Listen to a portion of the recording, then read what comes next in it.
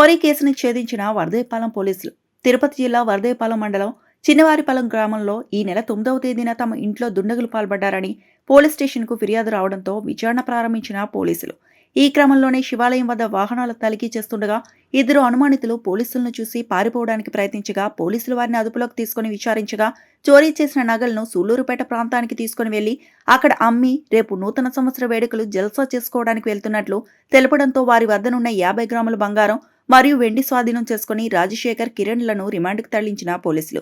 వీరిద్దరూ జల్సాలకు బానిసలై సులువైన మార్గంలో డబ్బు సంపాదించాలనే క్రమంలో ఈ దొంగతనాలకు పాల్పడుతూ ఉంటారని తమ విచారణలో తేలిందని, ఈ చుట్టుపక్కల ప్రాంతంలో ఎక్కువ శాతం శ్రీ సిటీ పారిశ్రామిక వాడలో పనిచేయడానికి కార్మికులు వెళ్లిన సమయానికి అతను చూసుకుని ఈ దొంగతనాలకు పాల్పడుతున్న ఇలాంటి దొంగల ఆట కట్టించి వీరిపై చట్టపరమైన కఠిన చర్యలు తీసుకుంటామని ఎస్ఐ మల్లికార్జున నాయుడు తెలిపారు. పరిధిలో ఉన్నటువంటి ఈ గ్రామాల్లో భార్య భర్త అందరూ పనికి వెళ్లాల్సినటువంటి పరిస్థితులు ఉన్నాయి. ఇక్కడ 70-80% కుటుంబాలు ఆ శ్రీ సిటీ పరిశ్రమల్లో భార్య భర్తలు వెళ్ళి పనిచేయడం జరుగుతుంది. కావున డే టైంలో ఊర్లో ఎవరు ఉండకపోవడంతో ఈ చిన్న తాళాలు వేసి ఇంట్లోనే బంగారు పెట్టడంతో దొంగలకు చాలా ఈజీగా వెసులుబాటు కలుగుతుంది. కావున ప్రజలకు విజ్ఞప్తి చేయడం ఏమనగా మీ యొక్క కష్టార్జితమైనటువంటి బంగారాన్ని దయచేసి మీరు సెక్యూరిటీ లేకుండా ఇంట్లో పెట్టడం వల్ల చాలా కష్టమవుతుంది దొంగతనం అయితే రికవరీ కావడము. కావున మీకు అవసరం ఉన్నా లేకున్నా కొద్ది మొత్తానికి బ్యాంకులో దాన్ని మీరు పెట్టి ఏదో కొద్దిగా అమౌంట్ 5,000-10,000 తీసుకొని వాటిని మాత్రం ఖర్చు పెట్టుకుంటూ తర్వాత మీకు అవసరమైనప్పుడు ఆ బంగారాన్ని విడిపించేసి మళ్ళీ తర్వాత అవసరం తీరగానే బంగారు బ్యాంకులో పెట్టినట్లయితే చాలా బాగుంటుంది. లేకపోతే మీరు ఎంతో కష్టపడి కూడబెట్టుకున్న బంగారు ఒక్క దొంగతనంతో కనుమరుగపోయే అవకాశం ఉంది. మళ్ళీ దాన్ని పట్టాలంటే చాలా కష్టమవుతుంది. కాబట్టి దయచేసి ఈ విజ్ఞప్తిని ప్రజలందరూ తీసుకోవాల్సింది కోరుతున్నాను. ప్రెస్ మీట్ పెట్టడం యొక్క ముఖ్య ఉద్దేశం ఏమనగా ఈ నెల 9/12/2025 తేదీన చెన్నవారిపాలెంలో విజయ్ అనే ఒక శ్రీ సిటీ కార్మికుల యొక్క ఇంట్లో చోరీ జరిగిందని కంప్లైంట్ నమోదైంది. ఆ రోజు పగలు భార్య భర్తలు ఇద్దరు పనికి వెళ్ళిన సందర్భంలో ఇంటి తాళం పగలగొట్టి బీరువా తాళం చేసి అందులో ఉన్నటువంటి నగలు మొత్తం దోచుకొని వెళ్ళారని కంప్లైంట్ రిజిస్టర్ అయింది. ఆ కంప్లైంట్లో భాగంగా అదే రోజు కేసు నమోదు చేసి ఇన్వెస్టిగేషన్ స్టార్ట్ చేసాము.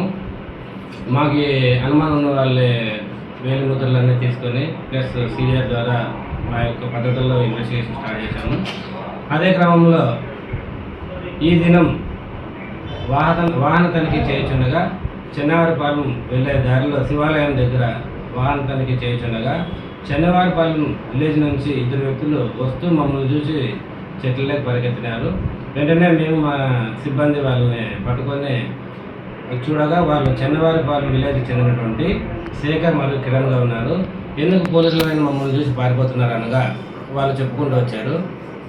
సింగిల్గా విచారిస్తే వాళ్ళు చెప్పారు వాళ్ళు ఈ మధ్య అతను మద్యానికి మరియు జూదానికి బాగా అలవాటు పడి జలసాలకు అలవాటు పడి వాళ్ళ దగ్గర ఉన్నటువంటి డబ్బు మొత్తం అయిపోగొట్టుకున్నారు. ఈ క్రమంలో ఏదైనా ఎక్కడైనా దొంగతనం చేసి దాని ద్వారా వచ్చే డబ్బుతో మరి జలసాలు చేయాలనే ఉద్దేశంతో వాళ్ళ చోరీకి పాల్పడినట్లు, అందులో దొరికిన బంగారాన్ని వాళ్ళ దగ్గర పెట్టుకొని ఏదైనా అదను చూసుకొని వాటిని అమ్మేసి జలసాలు చేయొచ్చని ఒక ప్లాన్ ప్రకారము పెట్టుకొని ఉన్నారు. రేపు జనవరి 1 ఉండడంతో ఈరోజు సదరు నగలని సులూరుపేట వెళ్ళి అక్కడ ఎక్కడైనా కుదువు పెట్టేసి లేదా అమ్మేసి వాటి డబ్బుతో ఈరోజు నైట్ రేపు జలసాలు చేయాలనే ప్లాన్తో వాళ్ళు వస్తూ ఉంటే వాళ్ళ దగ్గర మేము వాళ్ళని వెరిఫై చేయగా వాళ్ళ దగ్గర పెద్ద మనుషులు పెట్టుకుని వెరిఫై చేయగా ఈ కనబడుతున్నటువంటి ప్రాపర్టీ అంతా వాళ్ళ దగ్గర ఉంది. ఈ పర్టికులర్స్ అన్నీ తీసుకొని ఈ యొక్క బంగారము ఆ చెన్నవారిపాలెంలో విజయ్ ఇంట్లో చోరీ కాబడినగా గుర్తించి సదరు ముద్దాయిల్ని మేము మా కస్టడీకి తీసుకొని వారి దగ్గర నుంచి బంగారం రికవర్ చేయడం.